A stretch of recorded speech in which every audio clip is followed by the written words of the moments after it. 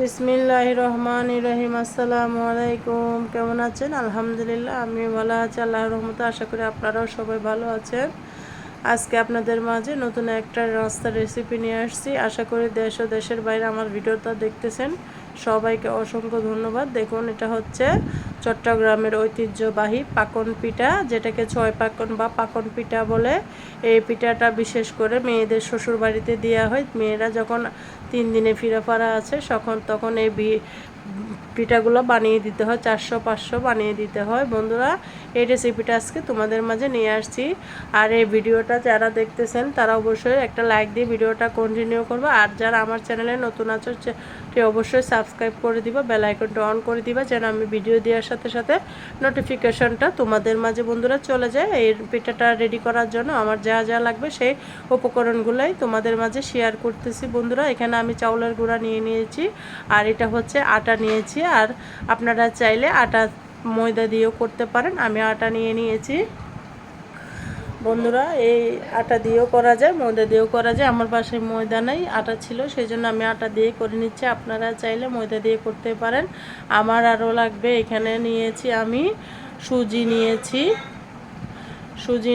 এখানে নিয়েছি সুজি নিয়ে নিয়েছি। আমি নিয়ে নিয়েছি সুজি, তারপর নিয়ে নিয়েছি চিনি, আমি পরিমাণ মতো নিয়ে নিয়েছি। আপনারা যে যে উপকরণ লাগবে সেই উপকরণগুলো আপনাদের মাঝে শেয়ার করতেছি। পাকন পিঠা বা ছয় পাকন পিঠা বানাইতে যা যা লাগবে সেটাই শেয়ার করতেছি। এই পিঠা বানানো কিন্তু অনেক অনেক কৌশল লাগে, কিন্তু যেমন তেমন করে এই পিঠা বানালে কিন্তু হয় না। সেই কৌশলগুলো আপনাদেরকে আমি বলে দেব। ভিডিওটা দেখতে থাকুন, একটা একটা করে আমি বলে দিচ্ছি টিপসগুলো। একটা টিপস লাগে, না হলে এই পিঠাগুলো কিন্তু খাওয়া যায় না। সুন্দর করে বানাতে হয়, পারফেক্টলিভাবে বানানো হলে আমার টিপসগুলো অবশ্যই ফলো করবেন। এখানে আমি দিয়ে দিয়েছি চুলার উপর নর্মাল পানি, সাদা পানি দিয়ে দিয়েছি গরম হওয়ার জন্য। ভালো করে ফুটিয়ে নিতে হবে। দোয়াটা যেভাবে করা হয় সেইভাবে আটাকে ফুটিয়ে নিতে হবে। বন্ধুরা, পানিটা আমার গরম হয়ে আসছে। এখানে আমি দিয়ে দিয়েছি চিনি, আগে লবণ দিয়ে দিয়েছিলাম পরিমাণ মতো। আপনারা চাইলে লবণটা স্কিপ করতে পারেন। মিষ্টি খাবারে অনেক মানুষরা লবণ কিন্তু পছন্দ করে না। আমার কিন্তু লবণ না দিলে ভালো লাগে না। লবণ দিলে মনে হয় যেন চিনির ব্যালেন্সটা ঠিকঠাক থাকে, সেই জন্য আমার কাছে লবণ দিলে ভালো লাগে। আমি সব মিষ্টি খাবারে কিন্তু লবণটা ব্যবহার করে থাকি। আমার কাছে লবণ না দিলে কিন্তু ভালো লাগে না। এই যে পানিটা গরম হয়ে গিয়েছে, আমি চিনি আর একটু কম হয়েছে সেই জন্য আর একটু চিনি দিয়ে দিয়েছি। আপনাদের পরিমাণ মতো দিয়ে দিবেন। আমার টিপসগুলো ফলো করে পিঠাগুলো বানালে একদম পারফেক্টভাবে বন্ধুরা পিঠাগুলো হবে। এই যে পানিগুলো ফুটিয়ে আসছে বন্ধুরা। তারপরে এখানে আমি ভালো করে ফুটিয়ে আসলে এখানে আমি সব উপকরণগুলো একসাথে মিক্স করে দিয়ে দিব। একসাথে কিন্তু সব উপকরণগুলো মিক্স করতে হবে, একটা একটা করে দিলে হবে না। যেহেতু আমি গরম পানির মধ্যে দিব, ফুটন্ত পানিতে আস্তে আস্তে দিলে দলা পেকে যাবে। সেই জন্য সব আটা, ময়দা, তারপর হচ্ছে চাউলের গুঁড়া একসাথে মেখে নিতে হবে। এই যে আমি মেখে নিয়েছি বন্ধুরা। মেখে নেওয়ার পরে আমি এগুলো পানির মধ্যে ঢেলে দিচ্ছি বন্ধুরা। পানিটা বলকা শিখেছে, ভালো করে ফুটিয়ে গিয়েছে। এবার আসার পরে বন্ধুরা, এটা এখন নাড়া যাবে না, কিন্তু এখন নাড়লে কিন্তু আপনার পিঠাটা পারফেক্ট হবে না। এই জন্য এখন নাড়া যাবে না। 10-15 minute medium to high low করে, চুলার আঁচটা লো করে অবশ্যই ঢেকে দিতে হবে। ধৈর্য ধরে চুলার আঁচটা কমিয়ে রেখে দিতে হবে। তারপরে 10-15 মিনিট পর এসে আবার নাড়াচাড়া করতে হবে। এখনও আমি নাড়ি নেই, আরও কতক্ষণ রাখবো আপনাদের সাথে দেখাচ্ছি কিভাবে এইগুলো ভালো করে নাড়া। চালের গুঁড়া আর সুজিটা সিদ্ধ হবে না, নাড়াচাড়া হয়ে গিয়েছে। দেখুন, আমি ভালো করে নেড়ে নিয়েছি। তারপরে একটু দমে রেখে দেবো। নাড়াচাড়ার পরে একটু আটা করার পরে একটু দমে রেখে দিবেন 5-10 মিনিট ঢেকে। তারপর আপনাদের আটাটা সফটলি হবে, পিঠাটাও সুন্দর হবে। তারপর এখানে আমি আটাগুলো একটা থালের মধ্যে নিয়ে নিয়েছি ঠান্ডা হওয়ার জন্য। এই পিঠাটা কিন্তু গরম গরম মথতে হয়, ঠান্ডা হয়ে গেলে পিঠাটা ফেটে যায় বেলার পরে। সেই জন্য ভালো করে মথে নিতে হবে আপনাদেরকে। দেখুন, আমি এখানে ঠান্ডা করে নিচ্ছি, নেড়ে ছেড়ে ভালো করে ঠান্ডা করে নিতে হবে। একটু নর্মাল ঠান্ডা করে নিতে হবে, একদম গরম হাত দেওয়া যাবে না। সেই জন্য আমি এখানে একটু নেড়ে ছেড়ে ভালো করে ঠান্ডা করে নিচ্ছি। অল্প ঠান্ডা করে নিব, এখনও ধোয়া উঠতেছে, মাত্র চুলা থেকে নামিয়েছি। সেই জন্য ভালো মতো নাড়াচাড়া করে একটু ঠান্ডা করে নিতে হবে, নর্মাল করে নিতে হবে। তারপরে আমি এখানে ভালো করে নাড়াচাড়া করতেছি। নাড়াচাড়া করার পরে আমি একটা মগ দিয়ে জিনিসটাকে আমি মথে নেব, কারণ কামিটা অবশ্যই হালকা গরম থাকতেই তো আপনার মথতে হবে, যেমন হাত দেওয়া যায় না এরকম গরম থাকতে মথে নিতে হবে। সেই কৌশলটা অবলম্বন করতে হবে, কারণ হাত দিয়ে তো এত গরম আটা মথা যাবে না, যার কারণে হাতটা পুড়ে যাবে। সেই জন্য আমাদেরকে অন্যভাবে আটাটা মথতে হবে। আমি খুন্তি দিয়ে ভালো মতো নাড়াচাড়া করতেছি যেন ঠান্ডা হয়ে যায়। সেই জন্য এখানে আমি মতার জন্য নিয়ে নিচ্ছি, হাত দিয়ে ধরা যাচ্ছে না, সেই জন্য দেখুন আমি হাত দিছি কিন্তু হাত দিয়ে ধরা যায় না, সেই জন্য আমি মতার জন্য একটা মগ নিয়ে নিচ্ছি। সেই মগ দিয়েই না মথি নিব ভালো করে, গরমটার জন্য চলে যায়। আর মগ দিয়ে মথি নিলে আটাটাও ভালো করে মিশ হয়ে যায়, যেহেতু এখানে চাউলার গুঁড়া আছে সেই জন্য অবশ্যই আটাটাকে ভালো করে মথে নিতে হবে। দেখুন আমি কীভাবে মথতেছি, আপনারা এভাবে সুন্দর করে মথে নেবেন, আর তাই আপনাদের পিঠাটা পারফেক্ট হবে। কারণ চাউলের গুঁড়া অবশ্যই ভালো করে মথতে হয়, আটাটা তেমন না মথলেও কিছু হয় না। চাউলের গুঁড়াটা ভালো করে মথে নিতে হবে, মথে সুন্দর একটা ডো করে নিতে হবে সফটলি। দেখুন আমার মথা হচ্ছে আস্তে আস্তে করে। আমি তখন কিন্তু ছোটোবেলায় দেখতাম আমার আম্মারা 5-7 কেজি পিঠা একসাথেই বানাতো। মানুষ সবার মেয়েদেরকে বিয়ে দিলে কিন্তু শ্বশুরবাড়িতে এই পিঠাগুলো দিতে হয়, 700, 800, 500, 1000 যার যেরকম সামর্থ্য থাকে, কিন্তু সেই সামর্থ্য অনুযায়ী কিন্তু এই পিঠাটা দিতে হয়।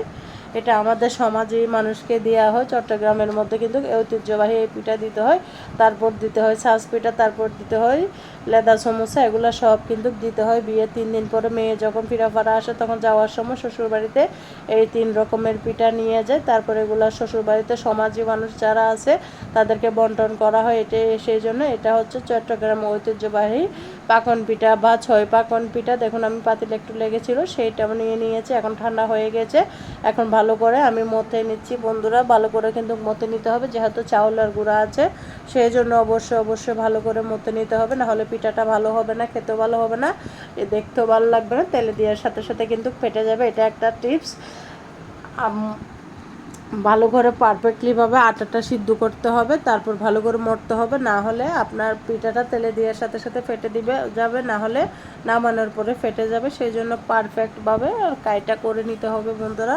আপনারা আমার টিপসগুলো ফলো করে পিঠাটা বানাইলে একটুও কিন্তু ফাটবে না, সুন্দর পারফেক্ট হবে। দেখুন আমার হাতে কিন্তু একটুও খামি লাগে না, যার কারণে আটাটা পারফেক্ট হয়েছে। যদি পারফেক্ট না হতো তাহলে আমার হাতের সাথে আটাগুলো লেগে যেত বন্ধুরা। দেখুন আমি ভালো করে মথে নিচ্ছি, আমি কিন্তু এখানে পানি টানি কিচ্ছু দিই নাই, শুধু মথতেছি, কারণ আমার আটাটা পারফেক্ট হয়েছে। সেই জন্য যদি আপনাদের পানি যদি কম হয় অবশ্যই ফুটন্ত গরম পানি দিয়ে আটাটা মথে নেবেন, ঠান্ডা পানি দিয়ে মথবেন না, তাহলে পিঠাটা ফেটে যাবে। ঠান্ডা পানি দিয়ে যদি মথেন তাহলে অবশ্যই ফুটন্ত গরম পানি ঠান্ডা করে এটা দিয়ে মথে নেবেন, তাহলে আপনাদের পিঠাটা পারফেক্ট হবে। দেখুন আমার মথা শেষ, আমার হাতে একদম একটুও লাগা নাই, সেই জন্য আমার মথাটা হয়ে গিয়েছে পারফেক্টলিভাবে। এখন আমি লিচি কেটে নেব, আমার আন্দাজ মতো আমি লিচি কেটে নিচ্ছি। আপনারা আপনাদের আন্দাজ মতো লিচি কেটে নেবেন, আমি আমার আন্দাজ মতো কেটে নিচ্ছি। আপনারা বা ছুরি দিয়ে করতে পারেন, আমি হাত দিয়ে করতেছি। আমরা বাঙালি মানুষ, হাত দিয়ে করাটাই আমাদের কাছে ভালো লাগে। এই যে আমি আমার টোটাল 5টা লিচি হয়েছে। এখানে আধা কেজি থেকেও সব মিলিয়ে কম উপকরণ হবে এই দিয়ে। দেখুন আমার হয়ে গিয়েছে। একটু বড় করে কাটতে হয়, যেহেতু রুটিটা বানানোর সময় মোটা করে বানাতে হয়, সেই জন্য একটু মোটা করে ডোটা নিতে হয় বন্ধুরা। যার কারণে আমার মাত্র 5টা, কিন্তু রুটি হলে 20টার উপরে হতো। এই ডো দিয়ে যেহেতু একটু রুটিটা মোটা করে বানাতে হবে, সেই জন্যই আমার 5টা হয়েছে এই আটা দিয়ে। এবার আমি চলে যাব বেলার মধ্যে।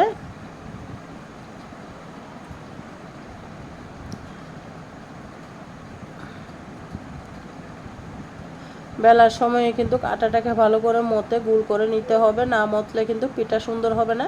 এই পিঠাটা সম্পূর্ণ হচ্ছে আপনার মথামতির উপরে, সুন্দর করে মথতে পারলে আপনার পিঠাটা সুন্দর সফট হবে, আর না হলে পিঠা ফেটে যাবে, ভেঙে যাবে, এই অবস্থায় হবে। তেলের মধ্যে দেওয়ার সময় ভালো করে আমার ডোটা মথে নিতে হবে।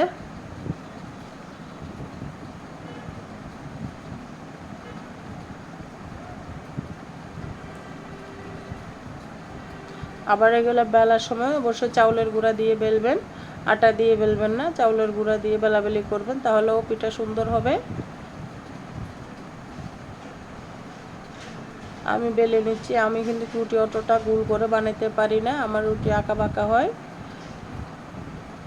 আর বন্ধুরা যারা আমার ভিডিওটা দেখতেছো অবশ্যই লাইক দিয়ে ভিডিওটা অ্যাড সহ কন্টিনিউ করবা, তোমাদের মাঝে রিকোয়েস্ট করতেছি। অবশ্যই অ্যাড সহ কন্টিনিউ করে দিবা আর ভিডিওটা ফুল ওয়াচ করবা।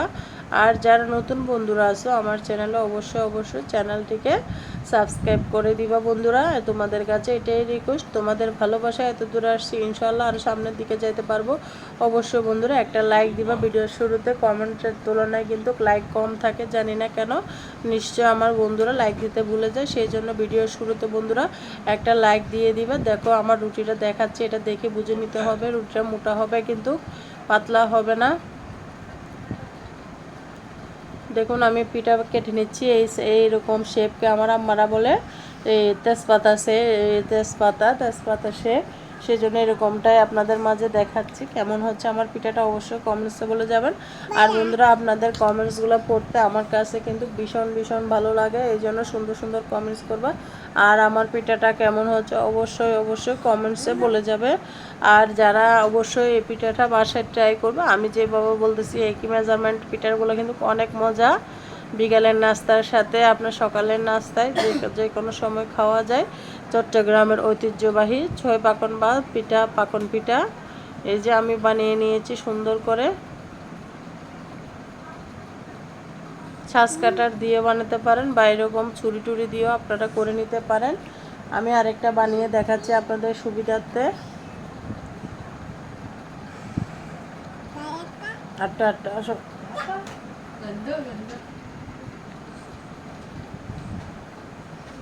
দেখুন মোটা করতে হবে, কিন্তু মোটা না করলে এই পিঠাটা খেতে ভালো লাগে না, সেই জন্য একটু মোটা করেই বানিয়ে নিতে হবে। আমি আবারও তেজপাতার শেপটা আপনাদেরকে করে দিচ্ছি বন্ধুরা, দেখতে থাকুন, ভালো লাগবে। আর বাসায় অবশ্যই এভাবে ট্রাই করে খাবেন, এই পিঠাটা কিন্তু অনেক মজা। অন্যান্য ডিস্ট্রিক্টে জানি না কেমন বানায়, আমাদের চট্টগ্রামের জন্য কিন্তু এই পিঠাটা খেতে অনেক মজা লাগে। অবশ্যই বাসায় বন্ধুরা ট্রাই করবা তোমরা।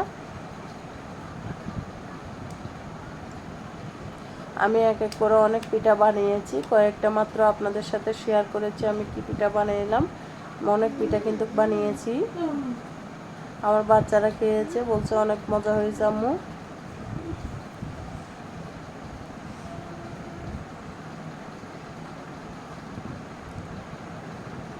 দেখুন খুব সুন্দর হয়েছে আমার পিঠাগুলো, মাশাআল্লাহ অনেক সুন্দর হয়েছে।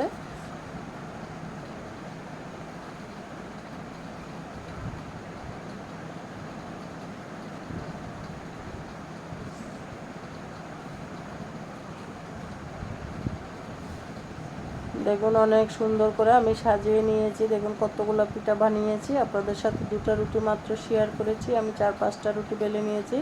এবার তেল বসিয়ে দিয়েছি একটা প্যানের মধ্যে। আমি তেলটা গরম হয়ে গেছে, তেলটা অবশ্যই গরম করে নিতে হবে ভালো করে, না হলে ঠান্ডা তেলে দিলে পিঠাগুলো ফেটে যাবে। সেই জন্য তেলটা অবশ্যই ভালো করে গরম করে নিবা। চুলার আঁচটা বাড়িয়ে দিয়ে তেলটা অবশ্যই গরম করে নিবা বন্ধুরা।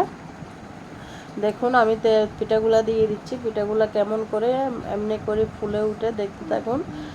নিজেকে আমরা ছোটোবেলায় কিন্তু তাকিয়ে থাকতাম পিঠাগুলো ফুলে উঠতেছে, দেখুন নিজে ভেসে উঠতেছে তেলের মধ্যে, দেখতে কিন্তু মাশাআল্লাহ আলহামদুলিল্লাহ অনেক ভালো লাগে আমার কাছে। এখন নিজে বানাচ্ছি, তখন আমার আম্মারা বানাইতেছে, আমরা দেখে থাকতাম যে এইভাবে তেল থেকে ভেসে উঠতেছে। তখন তো আরও অনেকগুলো তেল দিত, অনেক পিঠা বানাতো, এখন তো অল্প তেল অল্প পিঠা, সেই জন্য তারপরে আমি আজকে বানাচ্ছি দেখতেছি। ছোটোবেলায় আমরা এভাবে কিন্তু দেখে থাকতাম যে তেল থেকে বাসি পিঠা উঠতেছে, মাশাআল্লাহ কত সুন্দর লাগতো। এখন আমি নিজের হাতেই বানাতে পারি আলহামদুলিল্লাহ। দেখুন এরকম ব্রাউন কালার করে ভেজে নেবেন, বেশি ব্রাউন কালার করবেন না, না হলে তিতো হয়ে যাবে। কেমন হয়েছে আমার পিঠাটা অবশ্যই কমেন্টসে বলে যাবেন। এক বেশ আমি উঠিয়ে নিয়েছি, আর যদি আপনারা বড় পাতিল দেন তাহলে তাড়াতাড়ি হয়ে যাবে। আমি প্যানের মধ্যে দিছি, তারপর আরেক বেশ আমি উঠিয়ে দিচ্ছি তেলের মধ্যে। এগুলো দেখবেন কি সুন্দর মাশাআল্লাহ করে বেশে উঠবে তেলের উপরে, অনেক ভালো লাগছে। দেখুন একটা করে কি সুন্দর মাছের মতো বেশে উঠতেছে, অনেক সুন্দর মাশাআল্লাহ বলবেন। আর যদি আটার ডোটা যদি পারফেক্ট না হয়, এরকম তেল থেকে ওঠার সময় পিঠাটা কিন্তু মাঝখানে পেটে যায়। সেই জন্য আমি যে টিপস দিলাম সেই টিপসগুলো বন্ধুরা অবশ্যই ফলো করে পিঠাটা বানাবেন, তারপর আপনাদের পিঠা পারফেক্ট হবে বন্ধুরা। সব পিঠা এক এক করে আমি কিন্তু ভেজে নিয়েছি। দুপুরবেলায় বানিয়েছিলাম, অনেক গরম, গরমের মধ্যে তেল দিলে আরও বেশি গরম, তেলের উপরে চুলার উপরে যাইলে অনেক কষ্ট করে বানালাম বন্ধুরা ভিডিও করার জন্য। তোমরা দেখে দিও, একটু ফুল ওয়াশ করে দিও ভিডিও। আর দেখুন কেমন হয়েছে অবশ্যই কমেন্টস বক্সে কমেন্টস রাখবে। আর ভিডিওর জুড়ে যারা এতক্ষণ পর্যন্ত ছিলেন সবাইকে অসংখ্য অসংখ্য ধন্যবাদ, অনেক অনেক ভালোবাসা, অনেক অনেক দোয়া রইল সবার জন্য, শুভকামনা। এই পর্যন্ত আজকে ভিডিওটা রাখলাম বন্ধুরা। তো আবার দেখা হবে নিশ্চয়ই। আল্লাহ দোয়া করবেন আমার জন্য, আমার পরিবারের জন্য। ভালো থাকবেন, সুস্থ থাকবেন। আল্লাহ হাফেজ, আসসালামু আলাইকুম।